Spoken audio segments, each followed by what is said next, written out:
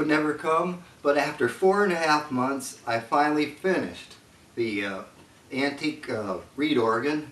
And I'm going to show you a little bit about how it works and give you a few demonstrations and see what you think. Come on, let's take a look. Now just a little bit about the stops on this organ.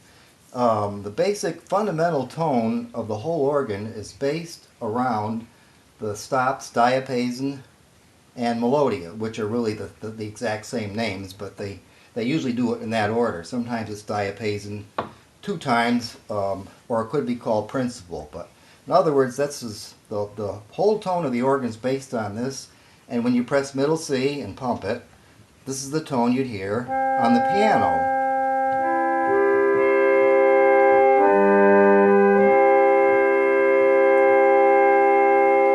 Alright, then what you can do if you want to augment that sound, pull out what's called the octave coupler. That's this right here. That's going to double the tone because, now you just watch, when I play this chord, when I take out the octave coupler, it's going to play notes an octave higher and double the volume, you see. Next stop in line, instead of just playing what you would hear in the piano, this one here, the flute, also does an octave higher, but without the octave coupler. So now you can hear it first this way. Now with the flute.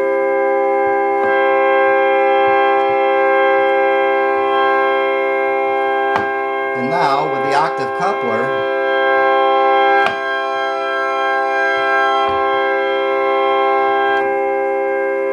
You can kind of hear the difference. Now let's even add to that one the one right down here, which is called cello, which plays an octave lower.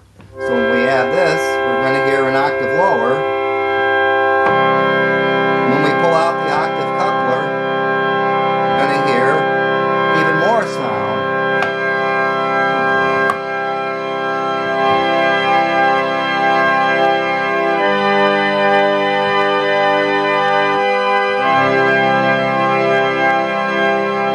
That's pretty much a full organ. This organ is capable of getting some interesting combinations of sounds. One sound in particular, if I use this one the 16 foot and this one the 4 foot and play a little bit higher, it's equivalent to a pipe organ sound of 8 and 2 foot. People that know pipe organs on this are going to know what I'm talking about. And in other words, when I play one note here, you're going to hear this note, and you're going to hear a note up here.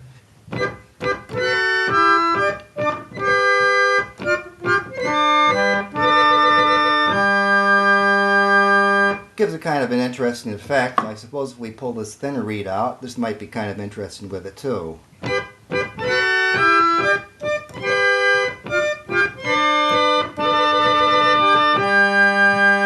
Gives kind of an edge to it. Now we can get into very romantic sounds, and by doing that, what we do is we pull out a celeste. In other words, we have the normal sound, and then we have a sound that's tuned slightly sharp to the quote normal sound, and it gives a very, very nice heavenly sound to it. Isn't that dreamy? I'll give you a little demonstration. A very, very famous piece, the famous Irish song, the Londonderry Air.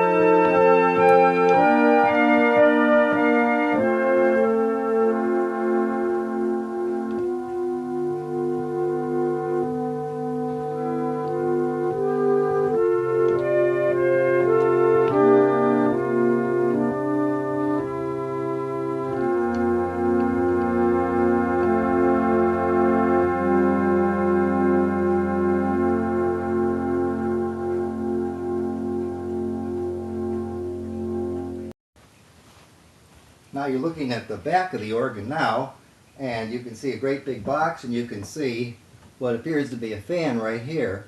That's called the box humana, which gives an interesting tremolo effect to the notes. You see when I start to pump it, wind goes through this box right here and causes that original 1868 or whatever it is cardboard that I patched up to flutter, and that will flutter the tones of the organ. It's kind of interesting too.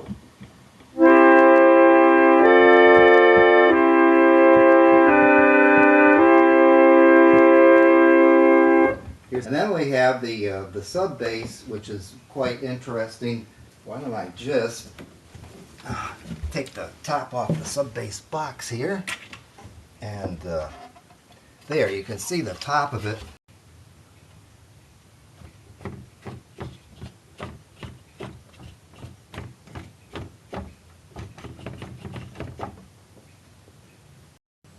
And one of the great features of this organ is the fact that those boxes in the back of some of the reeds affect the sound. They are called qualifying tubes or qualifying chambers.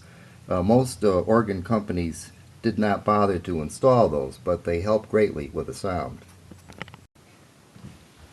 Now for all the stops out, that very famous piece you heard in the beginning, Bach Toccata in D minor. Okay, let's see here. Doing this by memory and adapted it to this organ.